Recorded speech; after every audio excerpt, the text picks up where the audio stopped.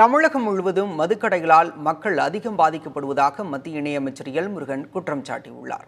நீலகிரி மாவட்டம் குன்னூருக்கு சென்ற அமைச்சர் எல் முருகன் காட்டேரி பகுதியில் பாஜக உறுப்பினர் சேர்க்கையை தொடங்கி வைத்தார்.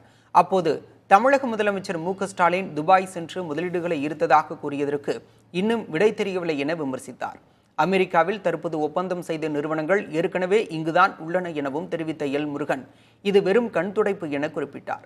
தமிழகத்தில் ஆன்மீகத்தை பற்றி பேசினாலே கைது என்பது கண்டிக்கத்தக்கது என்றார். முன்னதாக திருப்பூரில் செய்தியாளர்களிடம் பேசிய அவர் திமுக அரசு அதிக மதுக்கடைகளை திறந்துள்ளதாக குற்றம் சாட்டினார்.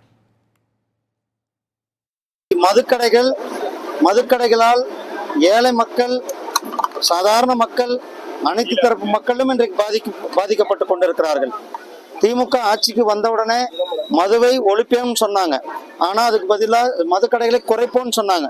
ஆனா அதுக்கு பதிலாக மதுக்கடைகளை பல மடங்கு திறந்து வைத்திருக்கிறார்கள். தமிழ்நாடு ஆழ்வார்களும் நாயன்மார்களும் ஆண்ட பூமி தமிழ் பூமி. இங்க போலி திராவிடத்திற்கு இடமில்லை.